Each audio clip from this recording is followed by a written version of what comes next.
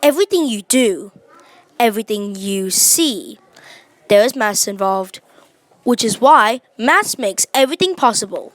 From the past to the present and to the future.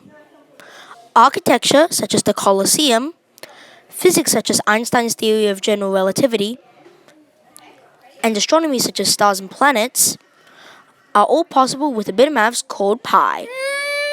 No, not that pi! Get that out of here!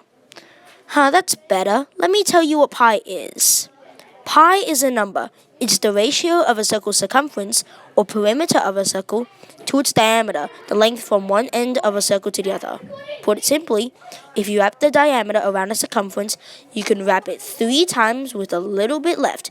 This number is pi, measuring 3.1415926535. Where was I? Oh yeah, to tell you the truth, this is not a perfect definition of pi. In reality, pi goes on infinitely, on and on and on and on and on and on. This is because pi is an irrational number, a number that cannot be expressed as a fraction or ratio of 2 numbers. So, what is pi useful for? Pi is useful for all sorts of applications, like calculating the area of a circle, like a pie. Maybe a beef with plenty of barbecue sauce. Now, the formula for calculating the area of a circle is pi times the radius squared. So say, the radius of the pie is 2 centimeters, and we only use 3.14 as pi. So 2 squared is 4 centimeters squared, multiplied by 3.14 is 12.56 centimeters squared. Great! 12.56 square centimeters of pi to share between us. But pi has many more uses besides calculating how much pi there is. Unfortunately, pi cannot be used to measure the area of squares or triangles, but nobody would want to eat a square, triangle, or pie. Pi is useful in calculating the area, volume, capacity, and surface area of anything with curved surfaces or lines. Like architecture, many buildings are not built like large rectangular pillars, so architects must use pi to calculate the available floor space and surface area of a building.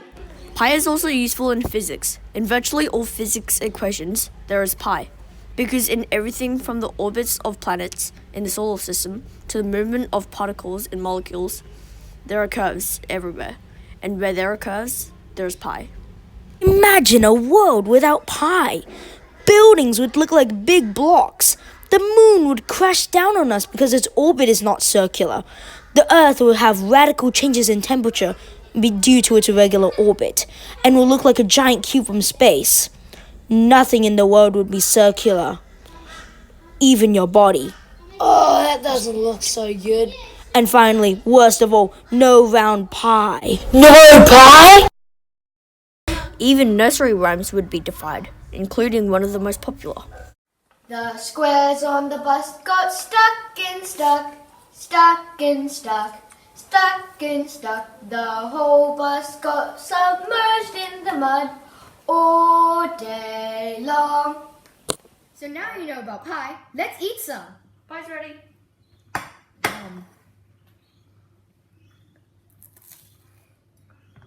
Maths makes everything possible. And especially because of pie. Mmm.